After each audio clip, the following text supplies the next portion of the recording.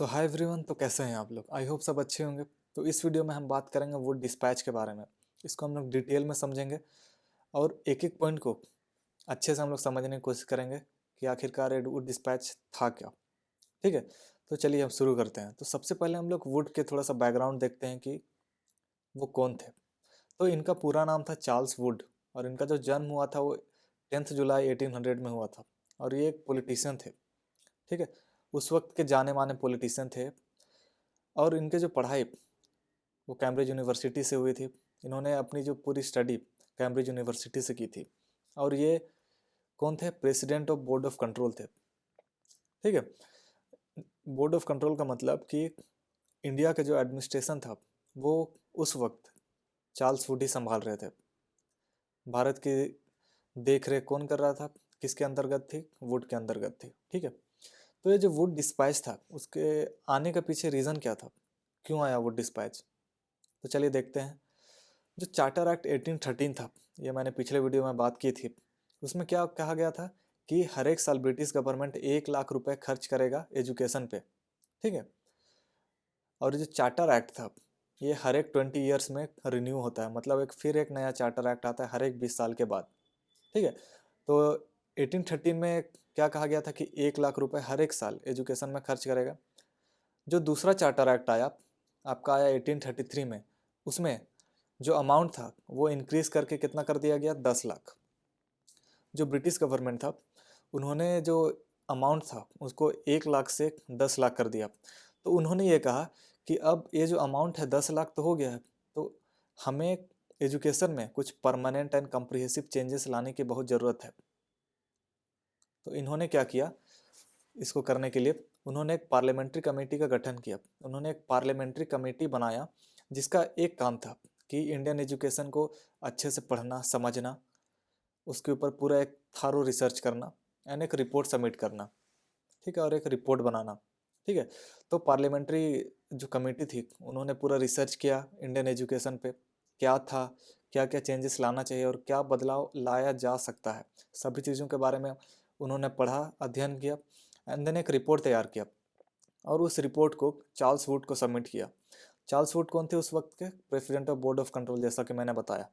और जो Charles Wood थे उन्होंने उसको अच्छे से पढ़ा, समझा और जुलाई 1854 में उन्होंने एक education policy, new education policy उन्होंने डिक्लेयर कर दी, जिसको हम लोग वुड डिस्पैच के नाम से जानते हैं। वुड डिस्पैच 1854 के नाम से भी हम लोग जानते हैं। ठीक है, और ये चार्ल्स वुड के नाम पे ही रखा गया। ठीक है, तो इसका बैकग्राउंड बस इतना सही है। तो अब हम लोग आगे देखते हैं कि आखिर में जो वुड डिस्पैच में आखिरकार था क्या। ठीक है, उसको भी हम लोग डिटेल में देखते हैं। तो सबसे पहला पॉइंट उन्होंने एडमिनिस्ट्रेशन एंड फाइनेंस से रिलेटेड दिया अपना सजेशन कि क्या क्या बदलाव हो सकते हैं और क्या क्या बदलाव किए जा सकते हैं एडमिनिस्ट्रेशन एंड फाइनेंस से रिलेटेड। तो उन्होंने इसमें 3 मेजर डिक्लेरेशन किए, मतलब 3 महत्वपूर्ण बातों का बात किया इसके अंतर्गत। तो जैसे कि सबसे पहला उन्होंने ये कहा कि responsibility of education on the company. इन्होंने ये सबसे पहली बात की। इन्होंने इसमें यह कहा कि अब से एजुकेशन की सारी रिस्पॉन्सिबिलिटी अब कंपनी लेती है, अपने हाथों में लेती है। उसमें वो कैसे मैनेज करना है, कुछ अगर मेजर चेंजेस करना होगा तो वो करेगी, कितने खर्च करेंगे हम लोग एजुकेशन में, सारी चीज़ें की रिस्पॉन्सिबिलिटी अब कंपनी उठा रही है। इन्होंने यह साफ तौर पे इसमें यह बता दिया। इन्होंने अपने आप को जस्टिफाई करते हुए ने ये कहा कि among all other subjects education is most important. इन्होंने ये कहा कि सभी सब्जेक्ट्स में से एजुकेशन बहुत ज़्यादा इंपॉर्टेंट है और ये हमारी सेक्रेट ड्यूटी है कि हम लोग उसका देखभाल करें। ठीक है, तो इन शॉर्ट इन्होंने सीधे तौर पे ये कह दिया कि अब से जो एजुकेशन की जो रिस्पॉन्सिबिलिटी है वो हम संभाल रहे हैं, कंपनी संभाल रही है। ठीक है, इन्होंने और दूसरा बात क्या कहा? दूसरा बात इन्होंने कहा कि establishment of department of public instruction. इन्होंने ये बात की कि अब इस्टाब्लिशमेंट मतलब अब हर एक प्रोविंस में डिपार्टमेंट बनाए जाएंगे। ठीक है, जिसमें हाईएस्ट ऑफिशियल्स भी अपॉइंट किए जाएंगे जो कि डायरेक्टर ऑफ पब्लिक इंस्ट्रक्शन होंगे। जैसे कि जो भी इस डिपार्टमेंट का हेड होगा उसको डायरेक्टर बोला जाएगा और उसके लिए हाईएस्ट ऑफिसर्स मतलब जो वेल एजुकेटेड पर्सन हैं, जो जाने माने हैं, जो इसके बारे में अच्छे नॉलेज रखते हैं और जो वर्थ इट है, उन लोगों को अपॉइंट किया जाएगा इसको देख रेख करने के लिए। ठीक है, और इसमें inspector, deputy inspector of schools and clerk भी अपॉइंट किए जाएंगे ताकि ये जो डिपार्टमेंट है वो अच्छी तरह से फंक्शन करे और इसका जो एम है उसको अच्छी तरह से फुलफिल करे। ठीक है। और इनका जो डिपार्टमेंट का बस एक काम दे दिया गया कि हर एक साल एक प्रोग्रेस रिपोर्ट, एक प्रोग्रेस रिजल्ट सबमिट करना है हर एक साल। किसको? डिपार्टमेंट ऑफ जो पब्लिक इंस्ट्रक्शन का जो हेड होगा उसको सबमिट करना है, ताकि वो एनालाइज कर सके, चेक कर सके कि हर एक साल हर एक प्रोविंस में क्या एजुकेशन की जो स्थिति है वो चेंज हो रही है, कुछ बदलाव हो रहे हैं, कुछ प्रोग्रेस हो रही है या नहीं हो रही है। सभी चीज़ों को देखने के लिए उन्होंने डिपार्टमेंट ऑफ पब्लिक इंस्ट्रक्शन बनाने की बात कही। ठीक है। और उन्होंने तीसरा मेजर डिक्लेरेशन ये किया कि ग्रांड इन एड सिस्टम की इन्होंने बात की। इसका मतलब कि अब कंपनी हर एक एजुकेशनल इंस्टीट्यूशंस को फाइनेंशियली एड करेगी, फाइनेंशियल मदद करेगी, ताकि वो अपना कंस्ट्रक्शन कर सके, अपना इंफ्रास्ट्रक्चर बिल्ड कर सके, साइंस लेबोरेटरीज बना सके, अपना टीचर्स की सैलरी दे सके, स्कॉलरशिप दे सके, और सारी चीज़ें जितने भी रिलेटेड है स्कूल से, जितने भी फंडिंग है, जितने भी अमाउंट है, सभी चीज़ों को इन्होंने ये कहा कि अब गवर्नमेंट, अब कंपनी देगी पैसा। ठीक है, ये साफ तौर पर उन्होंने कह दिया। लेकिन उसके लिए कुछ क्राइटेरियाज बनाए गए जो गवर्नमेंट ने बनाए कि अगर हर एक एजुकेशनल इंस्टीट्यूशंस अगर इस क्राइटेरिया को फॉलो करेगा तभी जाकर उनको फाइनेंशियल एड कंपनी करेगी, अन्यथा नहीं करेगी। ठीक है, एज सिंपल एज दैट। बस इन्होंने यही सिंपल तौर पे इन्होंने ये कहा। आगे उन्होंने ऑर्गेनाइजेशन ऑफ एजुकेशन की बात की कि किस तरह से एजुकेशन को हम ऑर्गेनाइज करेंगे, तो उन्होंने इस पर भी अपना राय दिया। उन्होंने ये कहा कि हम एजुकेशन को 4 भाग में बांट देंगे। जैसे कि उन्होंने बांटा primary, middle, high school and higher education में। तो इन्होंने ये पहली बात की कि हम लोग एजुकेशन को ऑर्गेनाइज करेंगे किस तरह से। तो उन्होंने ये कहा कि हम लोग इसे 4 लेवल में बांट देंगे, ताकि जो एजुकेशन है वो स्मूथली काम करे, स्मूथली फंक्शन करे, और हर एक बच्चा को अच्छे तरह से एजुकेशन मिले। ठीक है। और उन्होंने इसमें ग्रेडेड स्कूल्स की इस्टेब्लिशमेंट की भी बात की। उन्होंने ये कहा कि जो एजुकेशन है वो सीक्वेंशियल होना चाहिए। तो इनके अनुसार क्या था कि जो एजुकेशन है वो सीक्वेंशियल होना चाहिए। जैसे कि सबसे पहले बच्चा प्राइमरी स्कूल जाएगा, एंड देन मिडिल स्कूल जाएगा, देन हाई स्कूल जाएगा, देन कॉलेज जाएगा, यूनिवर्सिटी जाएगा। ठीक है। तो हर एक बच्चा को इस सीक्वेंस में गुजरना होगा अगर उसको अपना एजुकेशन पूरा करना है तो। जैसे कि प्राइमरी के बाद मिडिल, फिर हाई स्कूल, फिर कॉलेज, फिर जैसे ही आप कॉलेज की पढ़ाई कंप्लीट करते हो, आप अन्य डिग्री लेने के लिए आप यूनिवर्सिटी जाते हो, जैसे कि पीएचडी करना हो, या फिर और बहुत सारे डिग्री पाने के लिए आप यूनिवर्सिटी जाते हो। तो इन्होंने एजुकेशन को कुछ इस तरह से सीक्वेंशियल, एक सीक्वेंस में बांट दिया। जैसे कि अभी भी आप ये सीक्वेंस फॉलो कर रहे होंगे। जैसे भी हर एक बच्चा को, जैसे कि पहले वो प्राइमरी एजुकेशन लेता है, फिर उसके बाद मिडिल स्कूल जाता है, फिर हाई स्कूल, फिर कॉलेज जाते हो, आप कुछ अपना ग्रेजुएशन करते हो, कुछ स्ट्रीम चुनते हो, फिर उसके बाद आगे की पढ़ाई आप क्या करते हो, यूनिवर्सिटी से करते हो। तो ये अभी भी, ये जो सिस्टम है ये अभी भी है इन इंडिया। ठीक है। तो इसकी शुरुआत यहीं से हुई थी। ठीक है। अब आगे उन्होंने जो एजुकेशन का जो मेन एम है उसको पूरा क्लियर एंड कट मेंशन कर दिया अपने इस पॉलिसी में। उन्होंने ये कहा कि जो एजुकेशन का एम है वो क्या है, mental development, character development and moral development of Indians. इन्होंने साफ तौर पे कह दिया कि एजुकेशन का जो एम है वो भारतीय, मतलब इंडियंस का मेंटल डेवलपमेंट करना होगा, उसका कैरेक्टर डेवलपमेंट करना है, और उसका मोरल डेवलपमेंट करना है। ठीक है। तो इन्होंने ये कहा कि हम लोग जो एजुकेशन है उसका जो मेन एम है ये सारे डेवलपमेंट करना, ताकि जो इंडियंस का जो स्टैंडर्ड है वो बढ़ सके, एक लेवल ऊपर जा सके। तो ठीक है, इन्होंने ये सिंपल तौर पे इन्होंने ये क्लियर कर दिया। ठीक है, कि एम ऑफ एजुकेशन क्या है। आगे इन्होंने करिकुलम की भी बात की कि एजुकेशन का क्या करिकुलम होगा। तो इन्होंने सबसे पहला बात इन्होंने कहा कि जो ओरिएंटल लैंग्वेज एंड लिटरेचर है उसको भी हम करिकुलम में जगह देंगे। मतलब जो एजुकेशन आएगी हर एक करिकुलम में, उसमें ओरिएंटल एजुकेशन का भी जगह होगा। जैसे कि ना केवल हम वेस्टर्न एजुकेशन, जैसे कि बहुत सारे वेस्टर्न नॉलेज को देंगे बच्चों को, लेकिन हम संस्कृत, अरबिक और बहुत सारे जो ओरिएंटल एजुकेशन, जो इंडिया का एजुकेशन है उसको भी हम लोग प्रोवाइड करेंगे चिल्ड्रंस को।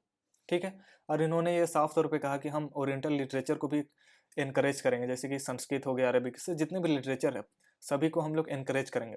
और उन्होंने दूसरी बात इन्होंने ये कही कि हम लोग ओरिएंटल एजुकेशन को हम लोग जगह तो दे रहे हैं करिकुलम में, लेकिन हम लोग वेस्टर्न एजुकेशन एंड साइंस को हम लोग एक स्पेशल जगह देंगे, इन्होंने ये कहा। और इन्होंने ये कंपलसरी कर दिया कि हर एक करिकुलम में जो वेस्टर्न एजुकेशन एंड साइंस है वो कंपलसरी रहेगा ही रहेगा। अगर आप संस्कृत, उर्दू, अरबिक ये पढ़ रहे हैं, लेकिन उसके साथ साथ आपको western knowledge, western curriculum, western science ये सब भी पढ़ना होगा। ठीक है। तो उन्होंने इसको ये कहा कि अगर इससे क्या होगा कि जो इंडियंस का जो मटेरियल प्रोस्पेरिटी है वो बढ़ेगा। ठीक है। इन्होंने अपने आप को जस्टिफाई करने के लिए इन्होंने ये कहा कि we must empathetically declare that the education we desire to see extended in India is that of European knowledge. ठीक है, इन्होंने साफ तौर पे कह दिया कि हम लोग यूरोपियन एजुकेशन को और फर्दर जो करिकुलम है वो हम लोग डालना चाह रहे हैं, और फर्दर चाह रहे हैं कि इंडिया यूरोपियन नॉलेज को अक्वायर करे, गेन करे।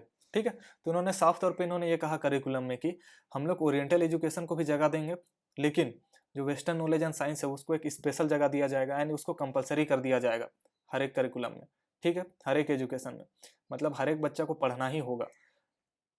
ठीक है, इन्होंने ये साफ तौर पे क्लियर कर दिया। और आगे उन्होंने बात की मीडियम ऑफ एजुकेशन, कि किस लैंग्वेज में एजुकेशन दिया जाएगा। तो इसमें तो बहुत बहस थी, जैसे कि मैकुलम मिनट्स में भी आपने जान रहा होगा, जैसे आपने पढ़ा होगा कि लाइक ओरिएंटलिस्ट और एंग्लिसिस्ट के बीच में लड़ाई हो रही थी कि कौन सा लैंग्वेज को कौन सा एजुकेशन लोगों में देना चाहिए। तो इन्होंने इसका साफ तौर पे क्लियर कट सॉल्यूशन निकाला, और उन्होंने ये कहा कि जो प्राइमरी एजुकेशन है वो हम लोग नेटिव लैंग्वेज में देंगे। मतलब जो भी प्राइमरी लैंग्वेज में जो बच्चा एडमिशन लेगा, जो एजुकेशन लेगा, उसको वर्नाकुलर लैंग्वेज में पढ़ाया जाएगा। मतलब जो नेटिव लैंग्वेज जो बच्चा पहले से बोल रहा है, जो उसका सराउंडिंग में बोला जाता है, उसी लैंग्वेज में पहले उसको पढ़ाया जाएगा। ये नहीं कि उसको इंग्लिश में तुरंत पढ़ाने शुरू कर दिया जाएगा, ऐसा नहीं। सबसे पहले उसको जो लैंग्वेज जो कंफर्टेबल है उस लैंग्वेज में पढ़ाया जाएगा। फॉर एग्जाम्पल मान के चलिए कोई बच्चा है किसी गाँव क्षेत्र में, उसको उसके जो वर्नाकुलर मतलब लेटिंग नेटिव लैंग्वेज क्या है, हिंदी, तो सबसे पहले उसको हिंदी में एजुकेशन दिया जाएगा। ऐसा नहीं कि उसको इंग्लिश पढ़ाया जाएगा, नहीं, सबसे पहले उसको जो वो नेटिव लैंग्वेज जो वो बच्चा समझता है उस लैंग्वेज में उसको पढ़ाया जाएगा। और ये क्या करेगा, इन्होंने ये कहा कि ये एक बेस की तरह काम करेगा फॉर हायर एजुकेशन। मतलब आगे चल के जो इंग्लिश है उसको समझने में आसानी होगी। हायर एजुकेशन में जितनी भी एजुकेशन है वो इंग्लिश में है, तो उसको समझने में उसको बहुत ज़्यादा आसानी होगी। तो इन्होंने ये कहा। ठीक है, अब उन्होंने सेकेंड पॉइंट ये कहा कि जो हायर एजुकेशन का जो मीडियम होगा, जो हायर एजुकेशन जिसमें दिया जाएगा वो क्या होगा, इंडियन, जो इंग्लिश होगा, सॉरी इंग्लिश होगा। तो इन्होंने ये साफ तौर पर डिक्लेयर कर दिया और कंपलसरी कर दिया कि जो हायर एजुकेशन का जो मीडियम होगा वो इंग्लिश होगा। तो इन्होंने इसको जस्टिफाई करते हुए यह कहा कि इससे क्या होगा कि इंडियंस जो वेस्टर्न नॉलेज है, जो दुनिया का जो नॉलेज है उसके बारे में और जानकारी मिलेगी, और वो और ज़्यादा नॉलेजेबल होते जाएंगे अगर वो इंग्लिश में एजुकेशन लेते हैं तो। ठीक है, तो इन्होंने साफ तौर पे ये कहा, इन्होंने दोनों लैंग्वेजेस को जगह दी। ठीक है, आगे बढ़ते हैं। इन्होंने टीचर्स एंड स्टूडेंट्स की भी बात की कि जो टीचर्स है उनको बेटर सैलरी दिया जाएगा, ताकि और सारे लोग आए टीचिंग के फील्ड में। और स्टूडेंट्स के बारे में यह बात कही गई कि उनको स्कॉलरशिप दिया जाएगा। जो गरीब बच्चे हैं, जो पुअर बच्चे हैं, जो कि अपना खर्च नहीं उठा सकते हैं, उनको स्कॉलरशिप देगा ताकि वो अपनी पढ़ाई कर सके। ठीक है,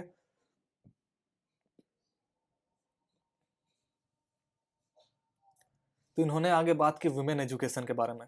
ठीक है, ये पहली बार हो रहा था जब वुमेन एजुकेशन की तरफ देखा गया।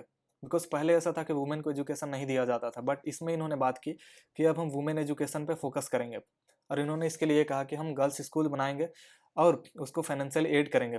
मतलब जैसे कि मैंने पहले बताया था कि ग्रांड एंड सिस्टम का जो सिस्टम था वो चालू हो गया था, तो इसमें इन्होंने ये कहा कि हम लोग गर्ल्स स्कूल बनाएंगे और उसको फाइनेंशियल हेल्प करेंगे ताकि वो अच्छी तरह से ग्रो करे।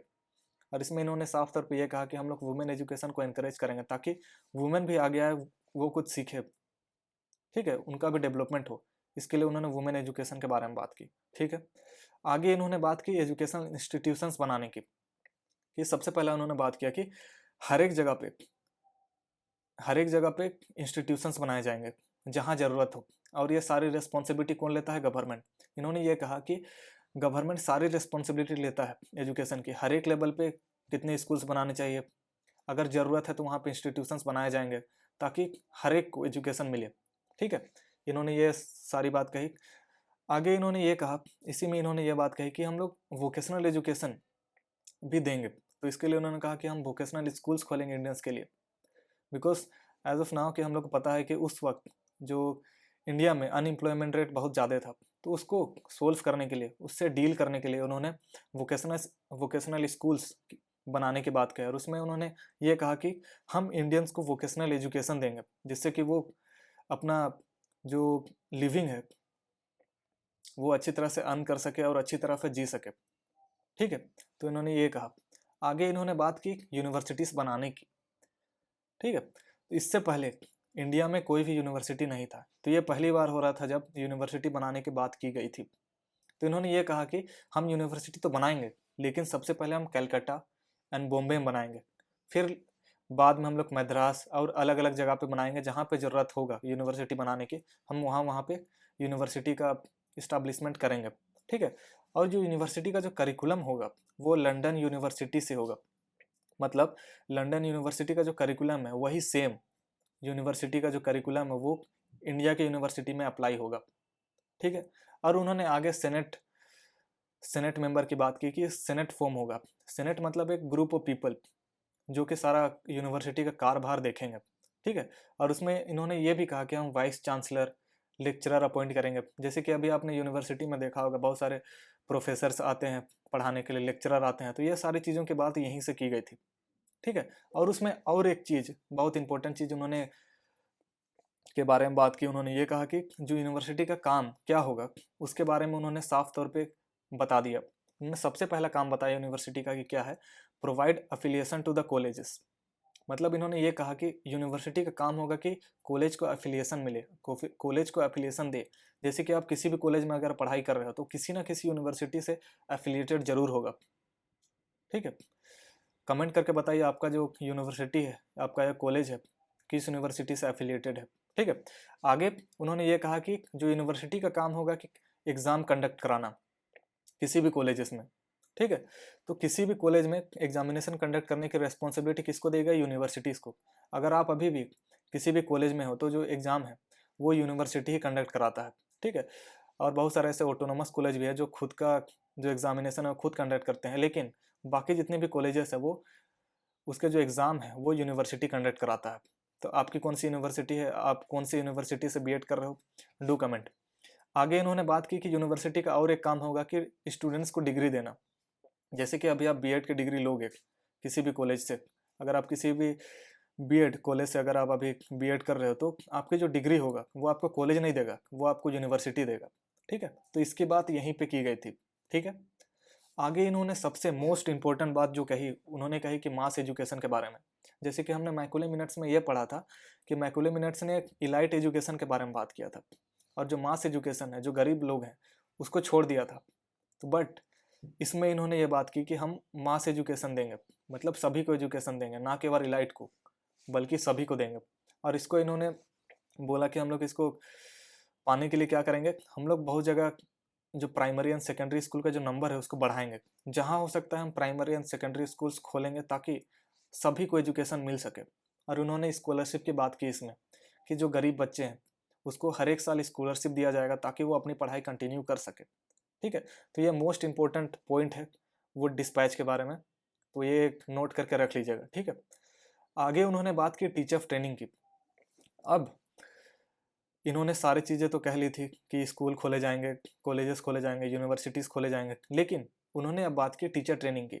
अब स्कूल तो है, अब टीचर्स ही अच्छे नहीं होंगे तो किस तरह से क्वालिटी एजुकेशन दिया जाएगा बच्चों को। ठीक है। तो इन्होंने ये बात की कि टीचर्स का जो स्टैंडर्ड है उसको बढ़ाने के लिए उन्होंने कहा कि अब टीचर ट्रेनिंग खोला जाएगा। ठीक है। और उसका जो पैटर्न होगा वो टीचर ट्रेनिंग ऑफ इंग्लैंड उस पर बेस्ड होगा। ठीक है। और हर एक के लिए जो ट्रेनिंग होगा टीचर ट्रेनिंग वो अलग अलग होगा। जैसे कि लॉ के लिए अलग होगा, इंजीनियर के लिए अलग होगा, मेडिसिन के लिए अलग होगा, जितने भी टीचर्स होंगे ये सभी के लिए अलग अलग पैटर्न में और अलग अलग पैटर्न से सभी को पढ़ाया जाएगा। ठीक है। हर एक फील्ड को। और इन्होंने इसमें स्कॉलरशिप की बात की। ठीक है। जैसे कि अगर आप बीएड कर रहे हैं तो अभी भी आपको स्कॉलरशिप जरूर मिलता होगा, जितना आपका फीस है उससे आधा आपको स्कॉलरशिप के थ्रू मिल जाता होगा, राइट। ठीक है। आगे इन्होंने फिर क्या बात किया, आगे इन्होंने रिलीजियस एजुकेशन के बारे में बात किया। इन्होंने ये साफ तौर पे ये कह दिया कि जो रिलीजियस एजुकेशन है उसको देने का अधिकार केवल मिशनरी स्कूल्स का है और मदरसा का है। केवल ये रिलीजियस एजुकेशन दे सकते हैं और कोई नहीं। और जो गवर्नमेंट स्कूल्स होंगे उसको अपनी लाइब्रेरी में बाइबल रखना जरूरी है। ठीक है। ये कंपलसरी कर दिया कि हर एक गवर्नमेंट स्कूल्स को बाइबल रखना जरूरी है लाइब्रेरी में, चाहे कोई पढ़े या ना पढ़े। अगर वो नहीं रखता है तो उसको ग्रांड इन एड सिस्टम का जो बेनिफिट है वो नहीं मिलेगा। ये जो मैंने पहले बात की थी कि ग्रांड इन एड सिस्टम के लिए एक क्राइटेरिया बनाया गया था हर एक एजुकेशनल इंस्टीट्यूशंस के लिए, तो उसमें से एक ये भी था। अगर कोई भी गवर्नमेंट स्कूल अगर बाइबल नहीं रखता तो उसको फाइनेंशियल एड नहीं करेगा कंपनी, ठीक है। आगे इन्होंने बात की थी वोकेशनल एंड मुस्लिम एजुकेशन के बारे में। तो उस वक्त जो मुस्लिम एजुकेशन की जो कंडीशन है वो बहुत ख़राब थी, वर्स्ट थी, तो उसमें भी उन्होंने ध्यान दिया और उन्होंने कहा कि हम स्पेशल स्कूल्स खोलेंगे मुस्लिम चिल्ड्रन के लिए, ताकि उसका जो एजुकेशन है उसको भी आगे बढ़ाया जा सके, मुस्लिम कम्युनिटी को भी आगे बढ़ाया जा सके, इन्होंने ये कहा। आगे इन्होंने वोकेशनल एजुकेशन के बारे में बात किया। जैसे कि मैंने बोला था कि जो एजुकेशन है, जैसे कि जो इंडिया है उसमें अनएम्प्लॉयमेंट रेट बहुत ज़्यादा था, तो उसको डील करने के लिए उन्होंने क्या कहा कि हम वोकेशनल एजुकेशन देंगे बच्चों को, ताकि वो खुद के दम पे खड़े हो सके और कुछ अर्न कर सके और अपना ज़िंदगी जी सके, ठीक है। तो ये सारी चीज़ें उन्होंने कही थी, ये सारी सजेशंस उन्होंने अपनी एजुकेशन पॉलिसी में दी थी, ठीक है। जैसे कि हमने ये पढ़ा कि वो डिस्पैच क्या था, उसका थोड़ा सा ये उसका बैकग्राउंड क्या था, और कुछ सजेशन जैसे कि हमने देखे। ये सारी चीज़ें बहुत ज़्यादा इंपॉर्टेंट है, एंड सबसे इम्पोर्टेंट है कि मास एजुकेशन, ये पहली एजुकेशन पॉलिसी थी जिसमें एक मास एजुकेशन की बात की गई थी, तो इसको ध्यान पर रखिएगा, ठीक है। तो आई होप आपको ये वीडियो इन्फॉर्मेटिव लगी होगी। अगर ये वीडियो आपको हेल्पफुल लगी होगी तो please like and subscribe our channel and do comment. Thank you.